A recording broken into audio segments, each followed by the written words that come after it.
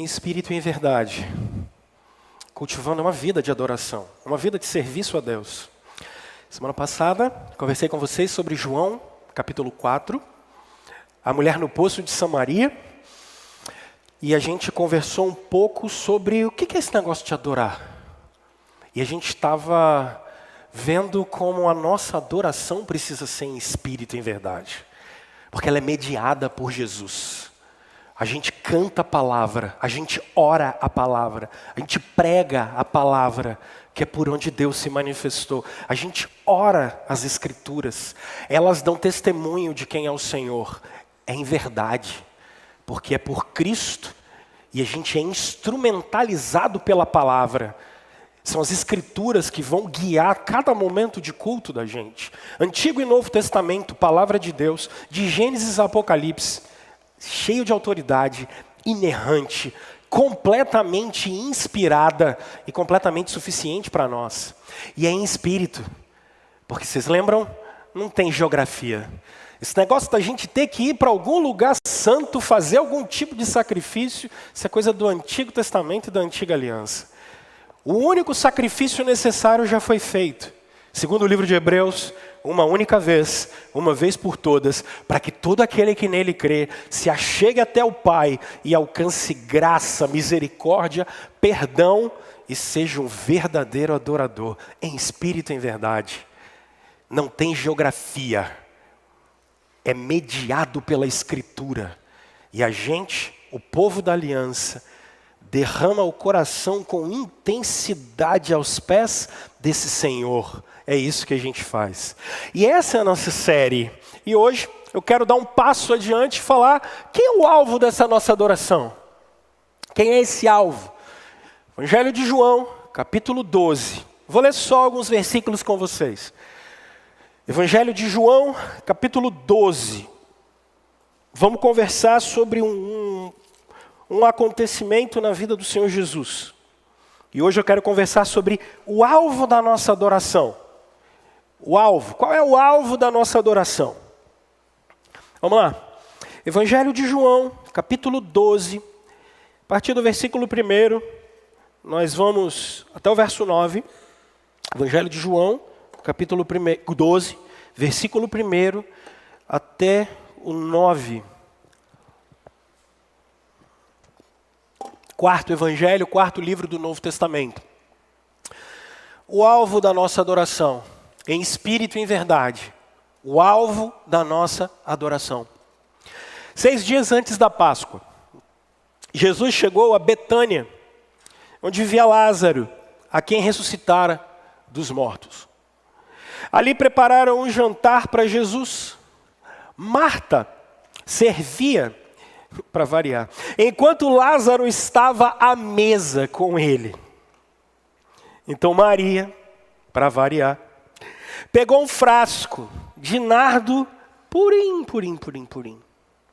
que era um perfume caro, derramou sobre os pés de Jesus e os enxugou com seus cabelos. E a casa encheu-se com a fragrância do perfume.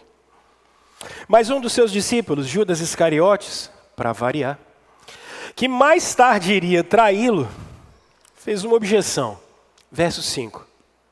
Porque este perfume não foi vendido? E o dinheiro dado aos pobres? Acho que Judas era evangélico, cara. Seriam 300 denários.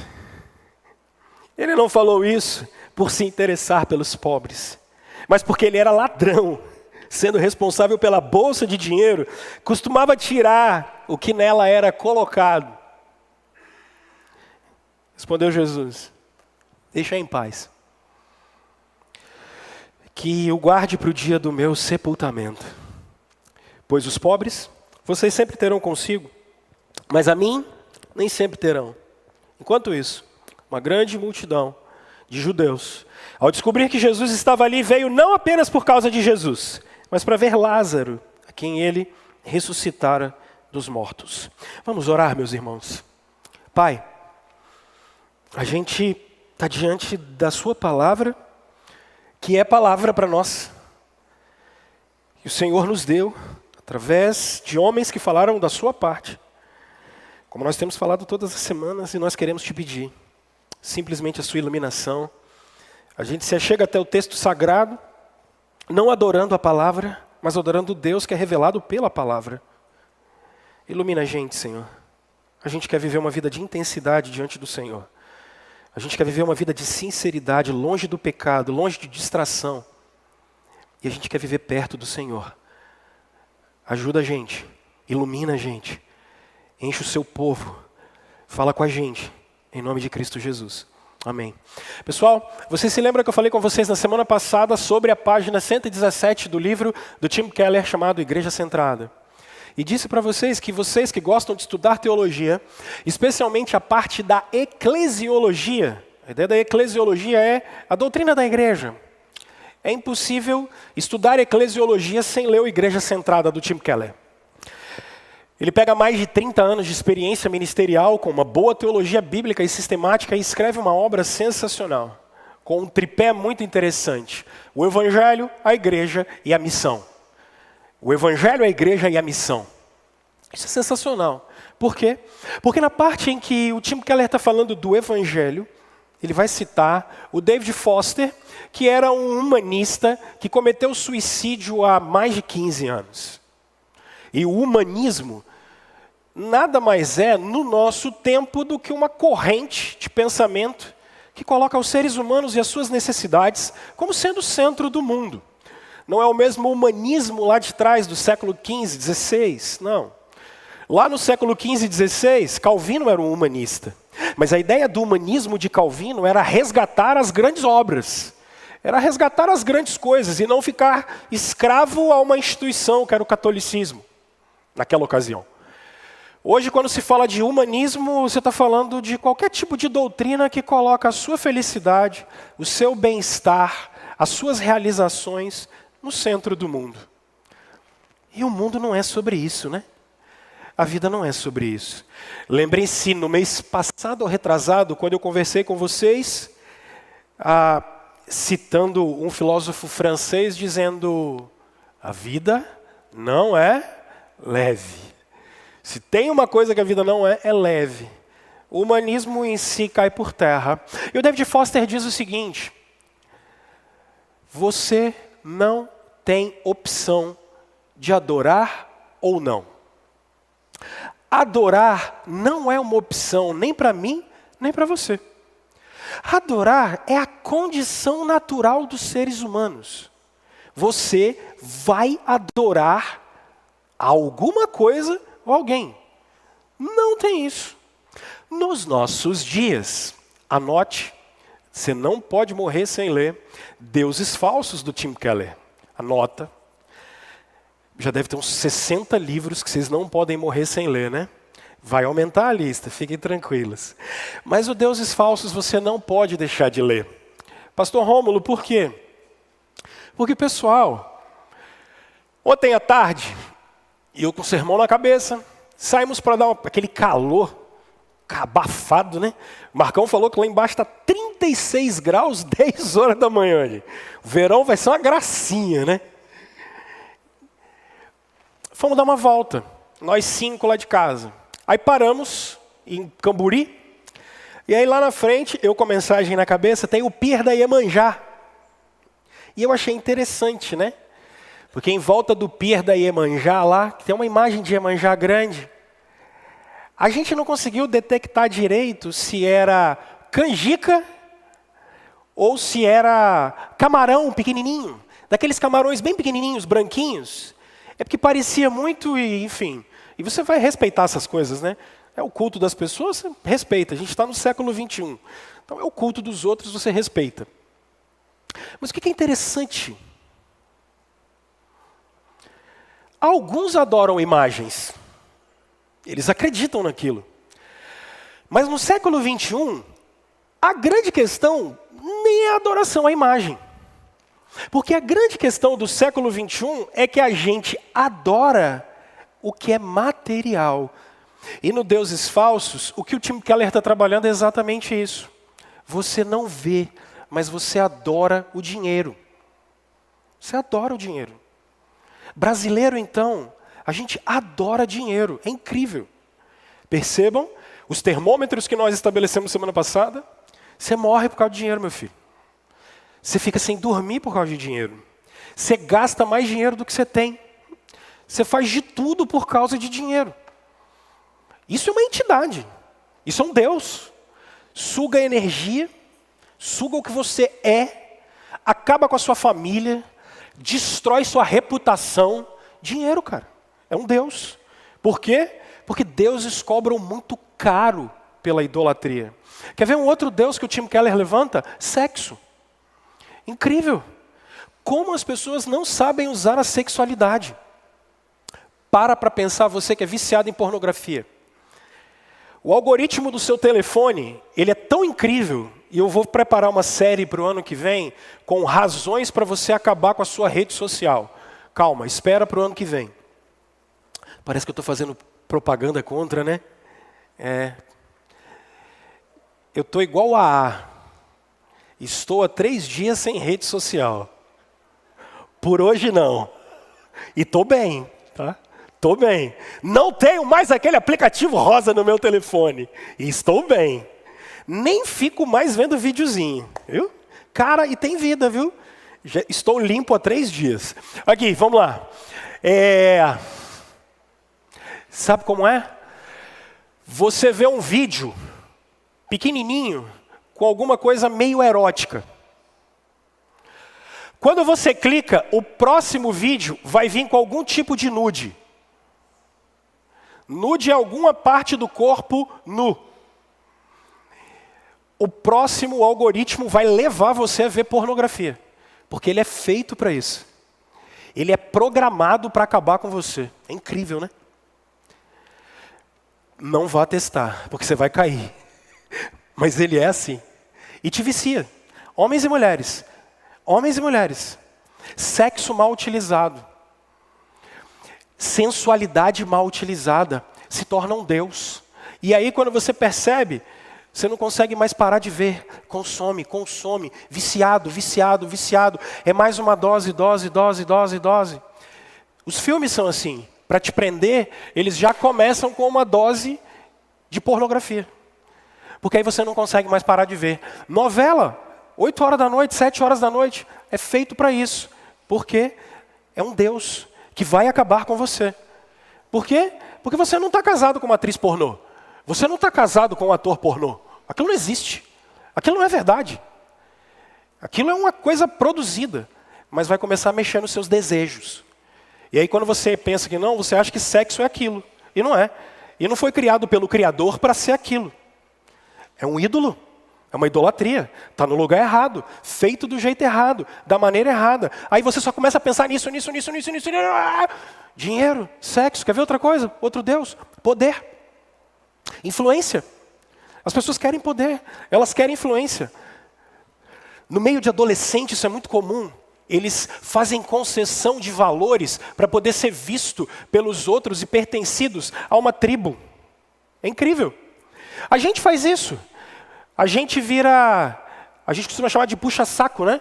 A gente vira puxa-saco de chefe para poder ter algum tipo de posição. A gente chega perto de pessoas para poder ter algum tipo de influência, para poder ter aumento de salário.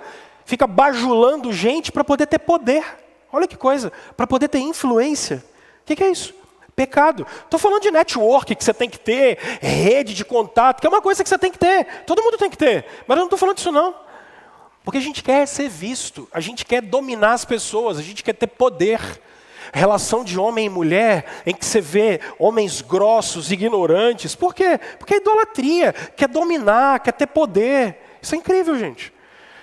E a gente ficaria aqui por todo o tempo, porque a beleza pode ser um Deus para você. Pessoas, eu posso idolatrar mais a minha mulher do que a Deus.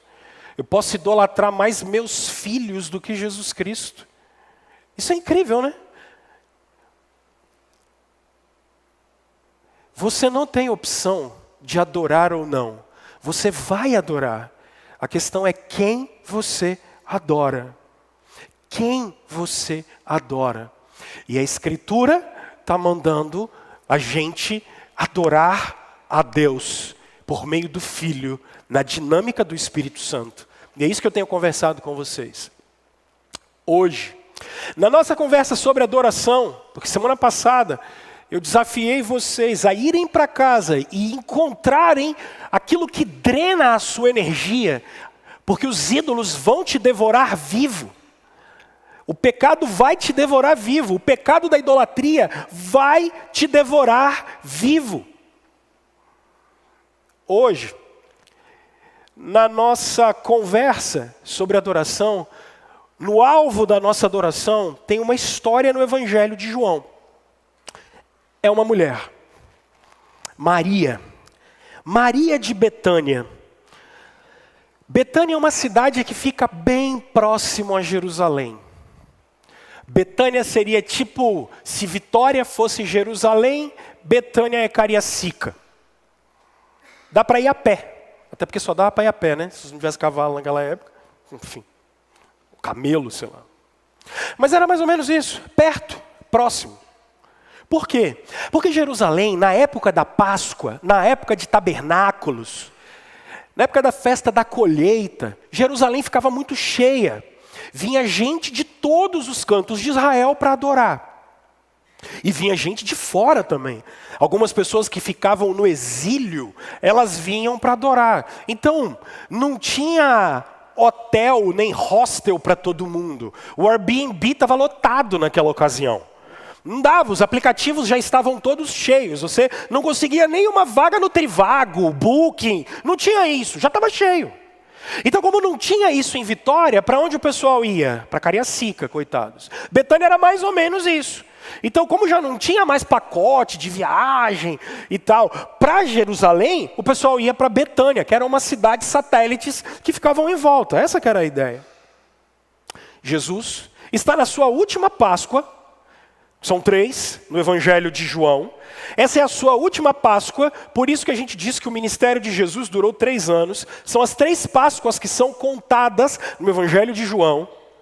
Jesus está na sua última Páscoa, logo Jerusalém está cheia.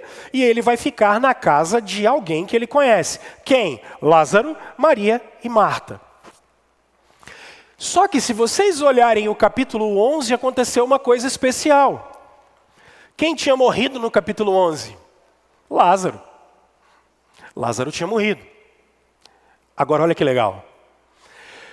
Depois de quantos dias Jesus foi ressuscitar Lázaro? Hã? Escola bíblica, vocês não veem? Aí não sabe. Não lê a Bíblia, aí não sabe. Isso é o problema de vocês. Lê a Bíblia. 4 dias. Tanto que os discípulos, Jesus está lá e fala assim, pessoal, Lázaro está dormindo. Aí o pessoal fala, mas se ele está dormindo, manda alguém lá, o despertador, despertar ele. Aí Jesus fala com eles assim, Lázaro morreu! E eu vou lá despertar ele. Aí Jesus chega 4 dias depois. E aqui tem um negócio interessante que eu preciso para você entender. Por que Jesus chegou 4 dias depois? Isso é curioso. Os rabinos diziam, em Jerusalém, que se o Rômulo morreu, e o Heitor é um cara muito crente, Deus te abençoe, meu filho. O Heitor é um cara muito crente, então se ele orasse por mim, eu podia ressuscitar dos mortos, no primeiro dia. Mas se o Heitor fosse um cara mais crente ainda, no segundo dia, e ele orasse, os rabinos diziam, pode ressuscitar dos mortos. Mas se ele fosse muito, mas muito crente mesmo, e eu tivesse morto, no terceiro dia, e o Heitor orasse por mim, eu levantava dos mortos. Mas os rabinos diziam o seguinte, a partir do 4º dia, só Deus pode ressuscitar alguém. Homem nenhum pode fazer isso. Cara, Jesus é sensacional. Cristo é incrível. Que dia que Jesus chega? No 4º. Aquela multidão lá, e o texto de João 11 diz que eles estão lá para consolar eles. E aí Jesus chega, chora, porque a gente não foi feito para morrer. Jesus está de frente daquele sepulcro, e ele fala, cara, não era para ser assim. O pecado entrou no mundo e fez esse negócio. Não era para o ser humano sofrer, não era. Mas ele diz, essa morte é para a glória de Deus. Então ele vai e diz, tirei a pedra. E ele fala, Lázaro, vem para fora. E quando os judeus eram enterrados, eles eram mumificados mesmo. Então Lázaro está cheio de ervas, porque não tinha formol, tá, gente? Pelo amor de Deus. Então ele está cheio de erva e enrolado num pano. E eram várias voltas. Colocava-se erva, dava uma volta. Colocava erva, dava outra volta. Colocava erva, dava outra volta. Assim que os judeus enterravam as pessoas. Aí aparece o Lázaro andando assim, ó. A turma entra em desespero. Mas o que eles estão vendo? Deus. Deus está ali na frente deles. É esse o testemunho. E eles já tinham ficado assustados. Observem comigo, por favor. Faz a devocional de vocês no Evangelho de João. Eles já tinham ficado chateados com Jesus por conta, volta um pouquinho, no capítulo anterior, capítulo 10. No capítulo 10, eles já estão querendo matar Jesus. Olha o verso 33. Capítulo 10, verso 33. Responderam os judeus. Olha o que os judeus falaram para Jesus. Jesus está causando uma confusão na época, gente. Jesus não era fácil. Não vamos apedrejá-lo. Eles estão falando para o Jesus. Por nenhuma boa obra que você fez. Mas pela blasfêmia. Porque você é um simples homem e se apresenta como? Oi? Capítulo 10. E no capítulo 11, o que ele fez? Ele falou, eu sou Deus mesmo. Eu sou Deus mesmo. Tanto que eu estou ressuscitando Lázaro. Podia ter feito no primeiro dia, podia ter feito no segundo dia, podia ter feito no terceiro, mas vocês não inventaram que é no quarto? Então eu chego no quarto. E ele vai e ressuscita Lázaro. Realmente, eu sou Deus e pronto, é isso aí.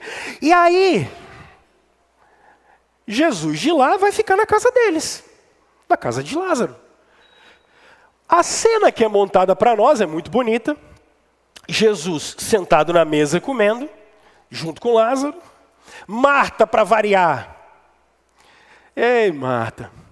Servindo. Marta é maravilhosa. Eu queria ter uma Marta, cara. Tem que ter. Toda casa tem que ter uma Marta. Né, Martinha? Porque a turma fala mal de Marta, gente. Mas nós já conversamos. Ser Maria na casa de Marta é fácil demais. É ou não é? Tá tudo lavado, tá tudo limpo, tem alguém servindo. Sentar para ouvir Jesus é fácil, pô. Claro que é. Vocês acham que eu caio nessa? É ruim. Tenha sempre uma Marta perto de você. Que pecado, né, bicho? Isso é pecado, tá? Vocês estão falando amém aí, mas é pecado isso. É melhor seja uma Maria, mas também seja uma Marta, gente. Tem que servir, ué. Você tem que servir, tem que ser Maria e tem que ser Marta. Tem que ouvir Jesus? Tem, mas pelo amor de Deus, não pode deixar o trem todo desarrumado, não, ué. Aí não dá. Bora, volta para cá. Jesus está lá, sentado, Marta arrumando as coisas. E eis que chega quem? Maria. E aí Maria vai ser alguém que vai chamar a atenção da gente. Porque ela para. Eu não vou fazer detalhes de como era a casa dos judeus na época. Mas imagine uma sala. Jesus está ali e Maria chegou. Quando você me chamasse lá no primeiro século para entrar na sua casa, como é que a gente faria? Primeira coisa, eu tiraria as minhas sandálias e você lavaria os meus pés, ok? Você lavaria os meus pés. E você lavaria os meus pés com a água, porque, aquele terrão da Palestina, o pessoal da prefeitura não tinha asfaltado ainda. Então, o pé cheio de poeira, mas você vai comer, eles vão lavar o pé do cara. Então, lava-se o pé da pessoa. Só que a Cezã da época também não era muito boa de entregar água. Não tinha água encanada. Então, você tinha que pegar água. Então, não dá para tomar banho. A turma usava uns perfuminhos de vez em quando, porque senão, misericórdia, né? 40 graus na sombra, meu irmão. Tem jeito. Então, era muito comum, se eu chegasse na casa do Abel para comer, o que o Abel faria? Gotinha de perfume só para deixar o lugar arrumado, para não vir aquele suor abençoado do Abel para nós. Então, gotinha de perfume. Pé lavado, perfume, vamos comer. Tá tudo certo. Jesus é a casa. Ele já vai ali direto. Me aparece Maria. Primeiro, tem alguns elementos aqui que são incríveis. Número 1, Maria aparece com perfume extremamente caro. Olha só. Ela está com perfume, mulheres andavam com um vaso e um frasco de perfume no seu peito, e elas usavam aquele perfume na sua noite de núpcias.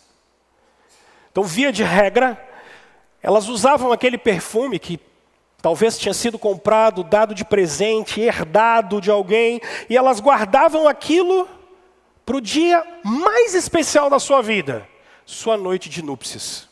Isso era muito comum em Israel, muito comum. E eis que chega Maria com aquilo. Mas tem um outro detalhe do texto que é interessante, porque ela começa a enxugar os pés de Jesus com o quê? Com o cabelo. Porque ela está tão grata a Jesus pelo que ele fez, que ela começa a enxugar Jesus com o seu cabelo. Só que tem um problema. Mulheres só deixavam seus maridos verem o seu cabelo, porque era honra para ela. A única pessoa que podia ver o cabelo de uma mulher em Israel era o seu marido. Vocês estão vendo o que essa mulher está fazendo? Você viu o valor do perfume? Porque Judas, aquele hipócrita, a gente podia ter vendido esse perfume. Por que ela está fazendo isso? Quanto é que o perfume vale? 300 denários. 300 denários, um denário era mais ou menos o equivalente a um dia de trabalho. 300 denários, um ano de trabalho. Quanto é que você ganha no ano? Vamos supor que você é um assalariado, ganha 1.000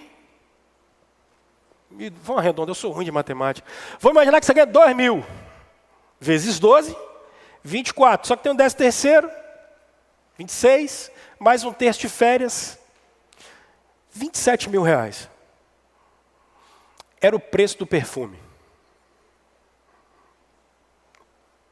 Você está entendendo o que essa mulher fez? Ela pegou o que ela tinha de mais valioso. Ela pegou aquilo que tinha de maior honra para ela. E ela está esfregando os pés de Jesus. Com as suas lágrimas, ela lava os pés de Jesus. Com a sua honra, ela enxuga o pé de Jesus. E com aquilo que ela tem de maior valor, ela glorifica Jesus. Já podemos ir embora, né? E você? E eu? Quem é o alvo da sua adoração? Quem é o alvo da sua adoração?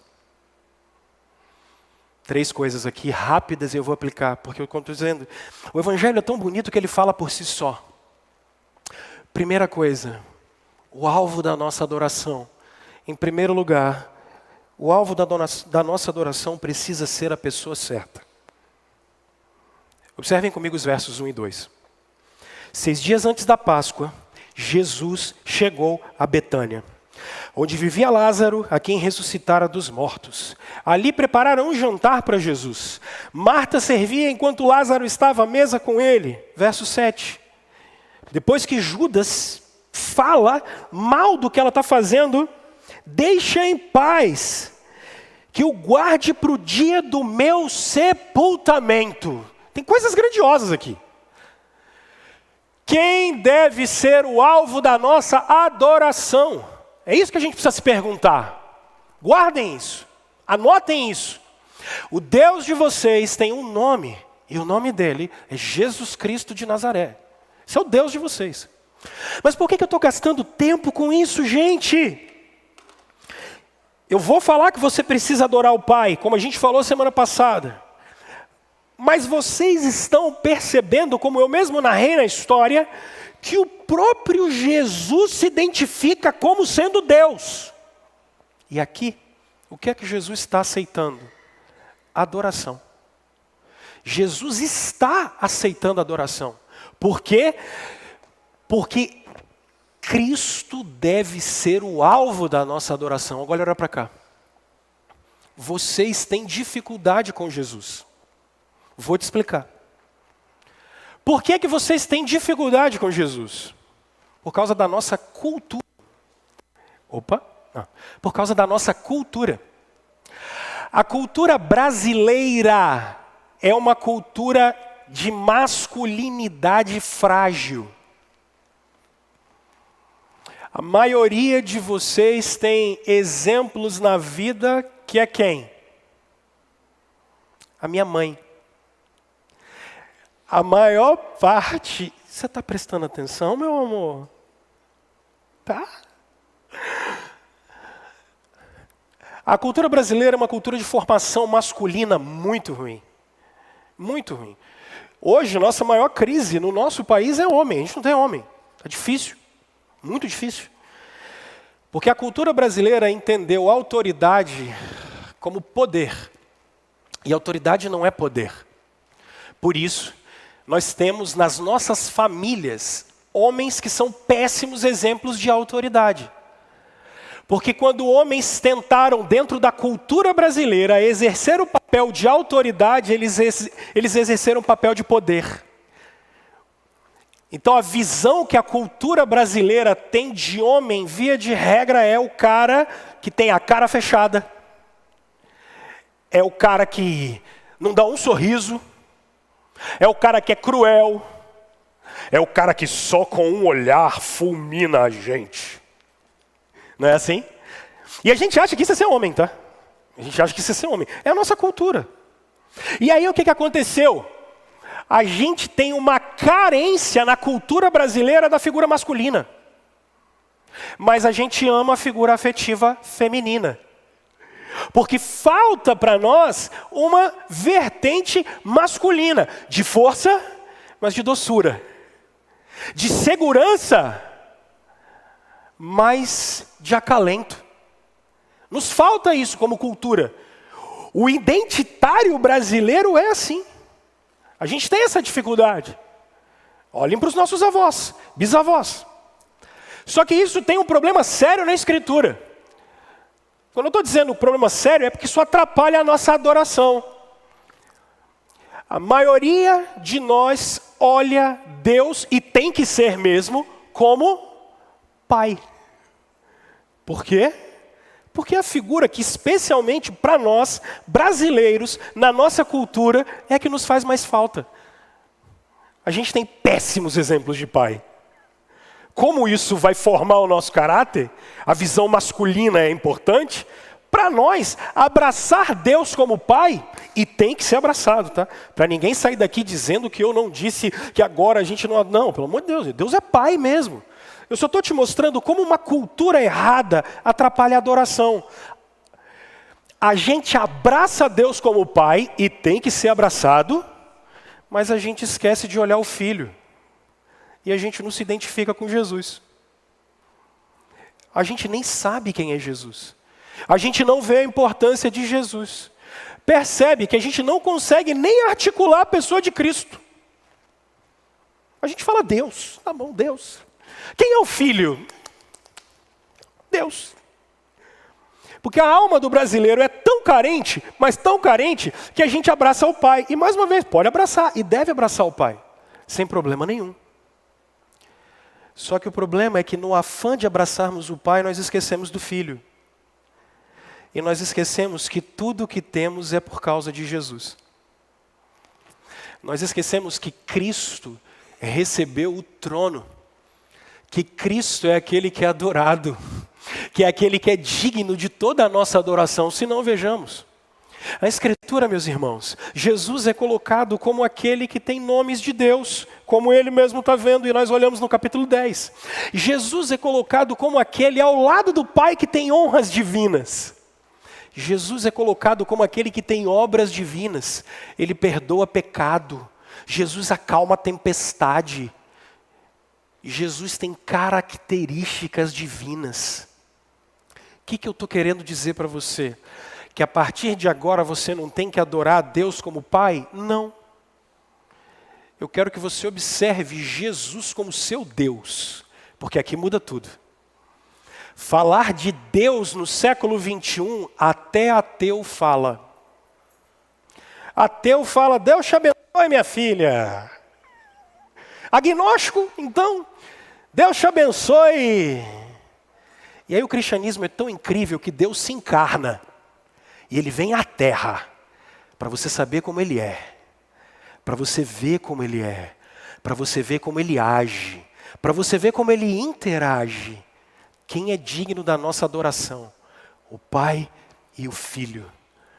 Hoje, a gente está sendo convidado a ter Cristo, assim como o Pai, como alvo da nossa adoração. Pergunto, você consegue se identificar com Jesus? Via de regra, não.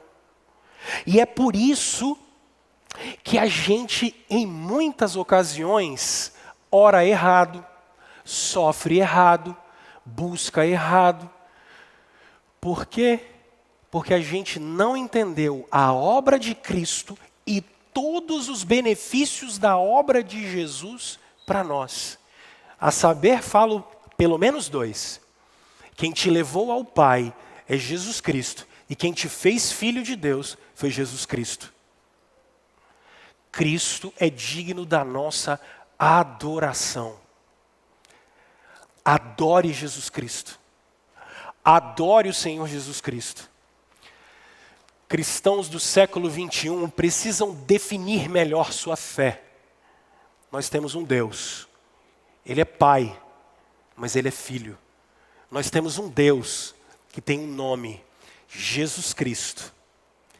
O que Maria entendeu é que ela está adorando o Senhor. E hoje, em espírito e em verdade, quem nos leva até o Pai é o Filho. Adore Jesus Cristo. Adore Jesus Cristo. Eu normalmente faço desafios no final. Eu quero que você pergunte para o seu coração. Eu me identifico com Cristo. Eu me identifico com o Senhor Jesus. O Senhor Jesus é Deus para mim.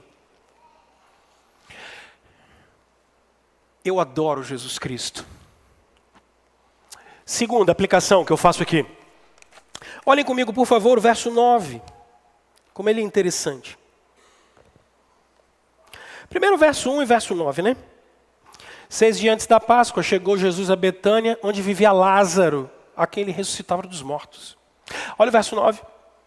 Enquanto isso, uma grande multidão de judeus, ao descobrir que Deus estava ali, que Jesus estava ali, veio não apenas por causa de Jesus, mas também para ver Lázaro, a quem, o que Jesus tinha feito? O quê? Cara, adora não só a pessoa certa, mas adora pelo que ele faz. Adore a pessoa certa pelo que ele faz. Cristo está ressuscitando Lázaro dos mortos. Digno de adoração porque ele é Deus. Ele é Deus. E a gente canta que a gente não adora pelo que ele faz. A gente adora ele pelo que ele é. É verdade, mas eu também adoro ele pelo que ele faz. Se não, vejamos. Em Colossenses, no capítulo 1, o texto bíblico diz, a partir do verso 15, ele é a imagem do Deus invisível, pois nele foram criadas todas as coisas, e sem ele, nada do que foi feito se fez. João, capítulo 1, a partir do versículo 13, 12, com foco no 13, a partir do 14, João vai dizer para a gente a mesma coisa, que ele é o primogênito de toda a criação, e por intermédio dele, tudo que foi feito se fez, porque a Escritura coloca Jesus Cristo como sendo aquele que é o agente de Deus da criação. Tudo que vocês veem foi criado por Jesus Cristo. O Pai é aquele que tem a vontade, e quem executa tudo é Cristo. João capítulo 7, o povo está dizendo que é filho de Abraão. Jesus diz, Abraão viu os meus dias e se alegrou, porque antes de Abraão eu sou. Eu sou é aquele mesmo Deus que aparece para Moisés. Eu sou é aquele mesmo Deus que Moisés coloca como Deus criador. Tudo que vocês estão vendo veio das mãos de Jesus Cristo de Nazaré. Tudo, inclusive você e eu. Toda a realidade criada veio das mãos de Jesus Cristo de Nazaré. Adore-o pelo que Ele faz. Ele é Deus. Ele criou todas as coisas. Adore-o pelo que Ele faz, porque quem estava na cruz, morrendo por você, era Cristo. Ele é o alvo da nossa adoração. Adore-o pelo que Ele faz. Quando Cristo se submete à cruz, quando Cristo se submete à morte, Jesus está morrendo por mim, por você. Adore-o porque você não conseguiria perdoar os seus próprios pecados. Adore-o pelo que Ele faz. Adore-o porque você consegue, eu e você, nos arrependermos dos nossos pecados exclusivamente, porque o Deus Espírito Santo, que procede do Pai e de Jesus Cristo, veio até a gente nos convencer do pecado, da justiça, do juízo. Adore Jesus, porque Ele mandou o Espírito Santo para nós. Adore Jesus, porque o Pai te ouve por causa dEle. Adore Jesus. Adore o Senhor Jesus, porque Ele leva as nossas orações até o Pai. Adore o Senhor Jesus, porque Ele, como nosso irmão mais velho, abriu mão da glória própria para nos dar todas as bênçãos que eram dEle. E Ele nos deu. Adore Jesus. Irmãos, adorem Jesus, porque Cristo vai voltar. E dessa vez Ele não vem mais como um homem da Palestina. Agora Ele não vem mais como um homem da Palestina. Agora Ele vem sentado no trono. Adore Jesus pelo que Ele faz. Irmãos, adorem Jesus pelo que Ele continua fazendo e fará. Desafio. Você consegue ver as obras de Cristo em volta de você? Você consegue perceber isso? Meu filho, você consegue entender que você foi salvo, não porque você fez alguma coisa, mas porque Jesus te amou? Você consegue entender que você só é filho de Deus, não porque você é bonitinho, mas porque Deus te fez assim, através de Jesus? Você consegue compreender isso? Esse é o alvo da nossa adoração. Essa é a pergunta que você precisa levar para casa. Terceira aplicação que eu faço, está nos versos 3, 4 e 5. Observem comigo. Então Maria pegou um frasco de nardo puro, que era perfume caro, derramou sobre os pés de Jesus e os enxugou com seus cabelos. E a casa se encheu com o perfume. Mas um dos seus discípulos, Judas Iscariotes, que mais tarde iria traí-lo, fez uma objeção. Por que esse perfume não foi vendido e o dinheiro dado aos pobres? Seriam o trabalho, 300 denários, o trabalho de um ano todo. Eu acho isso engraçado, porque adore a pessoa certa, adora pelo que Ele faz e adora com o melhor que você tem. Adora com o melhor que você tem. O que essa mulher está dando para Jesus? Primeiro, um perfume caríssimo. Caríssimo, trabalho de um ano inteiro. Imagina você trabalhar o ano todo. Fala-me assim, tá aqui, ó, é seu. Puxado, né? Caramba. A maioria dos brasileiros, 70% de nós está endividado. É pegar o que não tem. Está todo mundo endividado no Brasil, já gastaram. Ei, meu amor. Imagina. Vem, papai. Vem. Você vem? Vem, papai, vem. Eu aguento isso? Como é que não adora? Não ela, mas Jesus. Ai, que criou.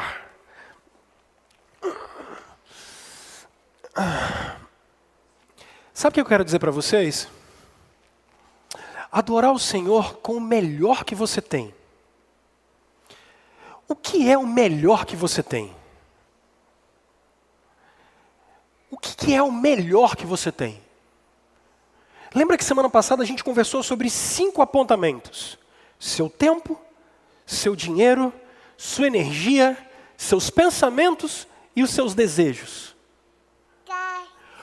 O que é que você tem de melhor para adorar o Senhor? Como você consegue, com o melhor do seu tempo, adorar Jesus Cristo? Você consegue fazer isso? Como você consegue, com o melhor das suas finanças, adorar Jesus Cristo? Eu não estou falando de dar dízimo para a igreja, não é disso. Eu estou falando de você, com o melhor das suas finanças, administrar os seus bens de tal maneira que abençoe o próximo e você consiga honrar o Senhor com tudo que você faz. Como você consegue, com a sua energia, com o melhor da sua energia, adorar o Senhor? Como você consegue fazer isso? Como você consegue adorar o Senhor com os seus pensamentos? Como você consegue fazer isso? O Senhor está nos seus pensamentos. O Senhor está permeando os seus pensamentos a tal ponto que eles adorem o Senhor. Eles moldam a sua vida. Eles moldam o que você é. O Senhor molda o seu caráter. Você consegue fazer isso? E eu termino dizendo o seguinte: os seus pensamentos e as suas emoções. Você consegue adorar o Senhor com as suas emoções. É mamãe? Vai, mamãe. Vai, mamãe. Você consegue adorar o Senhor com as suas emoções. Você consegue adorar o Senhor com o melhor disso. Os seus desejos. Você consegue adorar o Senhor com o melhor que você tem. Compreenda isso. A gente veio dele, vive para ele, vai voltar para ele. Sabe o que eu quero dizer para você? Primeiro, todos os dias busque a motivação correta. Por que eu faço o que eu faço? Por que eu faço o que eu faço? Busque a motivação correta. Isso aqui é para a glória de Deus ou não? Busca a motivação correta. Mas para buscar a motivação correta, você precisa buscar sabedoria em primeiro lugar. Deus, qual é a sua vontade para aquilo que eu tenho que fazer? Qual é a sua vontade? A motivação correta vai brotar de como agir da maneira correta. E isso só vai brotar se você conhecer a vontade de Deus. Mas eu vou mais a fundo. Você vai ter que conversar com você mesmo. Não é papo de maluco, não. Eu estava ontem conversando com o Kleber rapidinho. Por que eu tirei as minhas redes sociais? Porque eu estava a fim de ouvir o silêncio. Você consegue ouvir o silêncio? Eu queria ouvir o silêncio. Sabe quando é que você ouve o silêncio? Quando você para, e aí vem aquele barulho assim, igual caixa de som, lembra, Denzio? Quando você tira o plug, aí fica aquele barulho.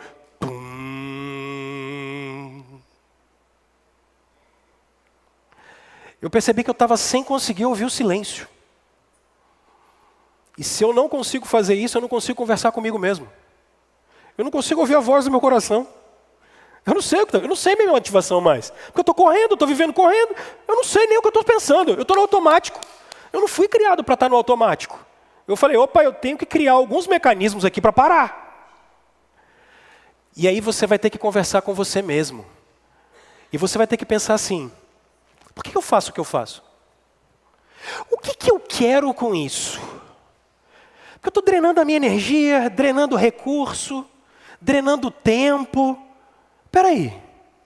Eu podia estar fazendo tantas outras coisas que vão agradar o Senhor e automaticamente encher o meu coração. Mas eu estou gastando tempo com outras coisas. Você vai ter que conversar com você mesmo. Você vai ter que parar, ouvir o silêncio e começar a conversar. Isso aqui agrada a Deus? E aí, com sabedoria, buscar cada área da sua vida. Como é que eu lido com as minhas finanças? Isso glorifica o Senhor? A minha maneira de tratar os meus filhos glorifica o Senhor? A minha maneira de lidar com o trabalho é uma maneira que eu estou glorificando o Senhor, logo eu o adoro. A gente precisa se perguntar. Você vai ter que conversar com você mesmo. E aí, você vai ter que trabalhar suas emoções, você vai ter que trabalhar seus pensamentos. Porque de um lado vai estar a palavra de Deus, dizendo: Rômulo, você quer ter vida? Olha para cá. Alguns dos meus pensamentos, das minhas emoções, eu vou ter que submeter. E aí vem a chave do negócio. Você vai ter que estabelecer prioridade. Isso aqui não glorifica a Deus, eu tenho que mudar. E isso aqui está fora dos princípios e valores do Senhor. Essa motivação do meu coração está errada. Eu vou ter que confrontar isso. Essa maneira de lidar está errada, eu tenho que confrontar. Não, não dá, Deus não quer isso. Eu estou olhando para o Hudson, eu não posso olhar para ele e falar assim: te odeio. Peraí, posso até te odiar, mas eu vou ter que olhar para você e falar assim: está errado. Eu vou ter que conversar comigo. O que está fazendo com que eu chegue perto do Hudson e não consigo falar com ele? Casais, só lá em casa que acontece isso, na sua casa não.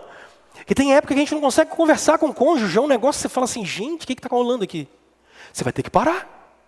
E vai ter que falar meio assim: peraí, opa. Não, eu tenho que adorar a Deus através da minha relação conjugal. Então tem alguma coisa que está errada aqui. Eu tenho que estabelecer prioridade. Prioridade, gente.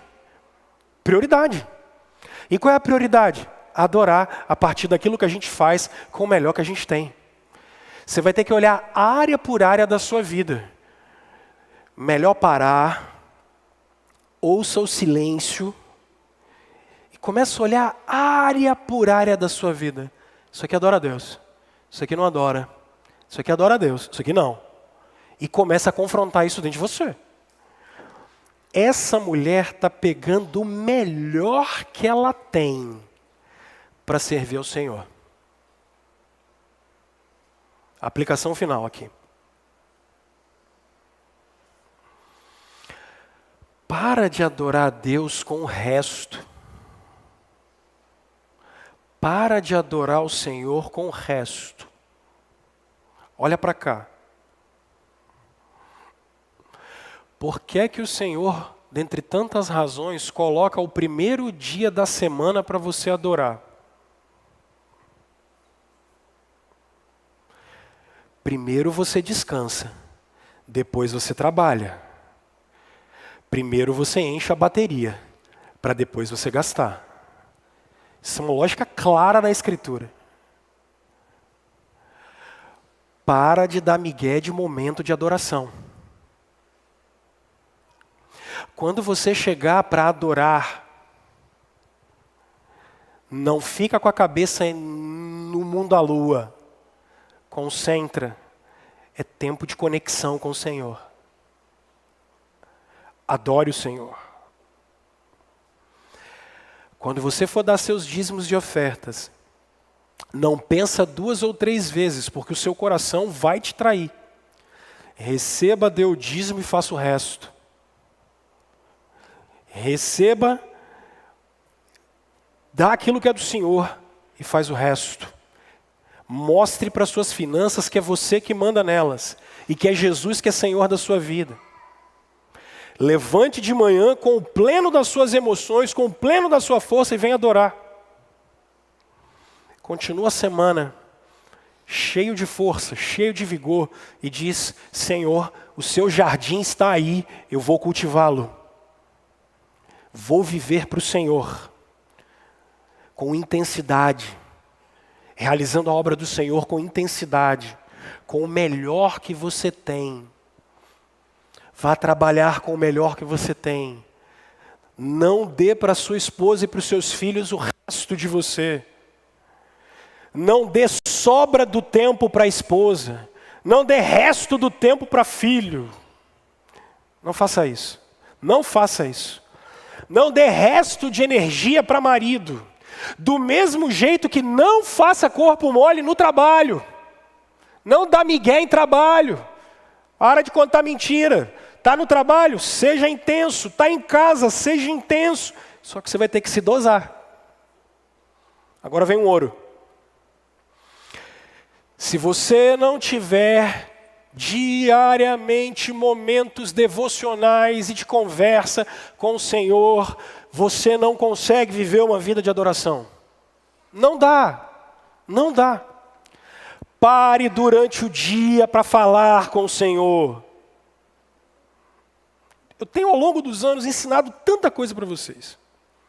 Amanhã, de manhã, o que você faz? Salmo número 1. Pega um caderno, a caneta e copia. Pastor, meu filho, decora a Bíblia. Copia. Depois de amanhã, vira a página. Salmo 2, copia. Disciplina espiritual. Pastor, minha letra é muito ruim. Tudo bem. Você é canhoto como eu. Escrever é péssimo. Leia 1, 2, 3, 4, 5, 6, 10 vezes. Ora aquilo. Ora. Conversa com o Senhor. Você não vai conseguir sobreviver. Esquece. Não vai. O mundo vai engolir você. A cultura vai te engolir. Você não vai conseguir adorar a Deus com o melhor se você não parar para falar com Ele. Esquece. Não vai conseguir. Não vai. Mas a gente esqueceu, decora a palavra de Deus, decora a Bíblia, decora versículo. Eu sou da época que quando a gente era criança, a tia falava assim, versículo da semana. É por isso que eu tenho um monte decorado na cabeça. Não é porque eu sou gênio, é porque eu nasci na igreja. E a vida inteira me mandaram decorar a Bíblia, decora a Bíblia. E aí eu cresci e sei um monte de coisa. Por quê? Porque nos momentos que a gente está na vida, o que vem na minha mente? A palavra de Deus. No momento de luta, o que vem pra gente? A palavra de Deus, cara. Que é isso que vai fazer com que você consiga sobreviver dia a dia. E aí, a última coisa. Perceba que eu falei do momento de adoração, eu falei da sua vida devocional. Adore a Deus servindo. O melhor que você tem, sirva, cara. Sirva. Jesus disse, no sermão escatológico, no Evangelho de Mateus, Jesus disse que algumas pessoas estavam no seu lado direito e outras do seu lado esquerdo. Os do lado direito eram religiosos, crentes. Senhor, no seu nome a gente expulsou demônio, a gente fez isso, aquilo outro. Jesus diz, afastem-se de mim, malditos. E teve um outro pessoal que ele disse, venham vocês. Por quê? Porque eu tive fome, vocês me deram de comer. Eu tive sede, vocês me deram de beber. Mas Senhor, quando é que a gente fez isso? Quando vocês fizeram para quem estava precisando, para algum necessitado. Adore a Deus servindo o teu irmão. Adore a Deus servindo o teu próximo, com o melhor que você tiver. Eu lancei um desafio aqui, um tempo desse atrás, e eu queria lançar esse desafio de novo. Quando alguém chegar e falar assim, olha, a gente está precisando de roupa para casa de recuperação tal. Pega a melhor que você tiver e dá. Não pega aquela que está cheia de buraco embaixo. Já passou por 8 guerras mundiais e o cara vai e dá a camisa para os outros. Não, pega a melhor que você tiver e dá. Pega o que você tem de melhor. Ah, não, nós vamos fazer um chá de panela. Meu irmão, eu não quero aquela sem cabo. Porque nós vamos fazer, o cara dá a panela do Durepox. Pô, dá a melhor que você tem, meu irmão. Pega a melhor que você tem e dá para quem está precisando. Sabe? A roupa melhor, pega o perfume melhor, aquele que você deu 600 conto e ainda está pagando porque em 12 vezes você fez. Pega o melhor e dá. Dá, pô. Doa. Doa, o melhor que você tem. Quando eu era criança, e aí tinha umas coisas, isso aqui eu não tinha preparado essa parte aqui agora. Ela veio agora. Mas quando a gente sacudia um monte de moedinha, aí o pessoal falava assim, foi no convento? Vocês lembram dessa brincadeira que a gente fazia? Porque parece que só pode dar migalha e miséria. Dá o melhor que você tem. Abençoa com o melhor que você tem. Seja desafiado a isso. A gente tem mais do que a gente precisa, cara. Quando você vê alguém que está precisando, não dá migalha, miséria. Olha alguém que está precisando e faz o melhor. Doa o melhor. Mostra para o seu coração que você serve. Com o seu tempo, com o que você é, com o que você faz. Adore a Deus servindo o outro. Com o melhor que você tem. É fácil? É ruim. Sinta-se desafiado a amar mais a Deus do que as riquezas. Amar mais a Deus do que o poder. Amar mais a Jesus Cristo do que qualquer coisa que Ele possa dar para nós. Alvo da nossa adoração. Jesus Cristo. Vamos ter um tempo de oração? Nós vamos cantar uma canção para terminar. Irmãos, vamos para casa hoje com Cristo no nosso coração. Vamos para casa hoje cheio da graça de Deus. Encontrando Jesus. Amando Jesus. Se identificando com Jesus, com o perdão, com a graça, com a misericórdia. E pronto para ir embora, para fazer a vida da gente ser o palco da glória de Deus. Aonde o Senhor é exaltado em cada ato nosso. Adorado em cada ato nosso.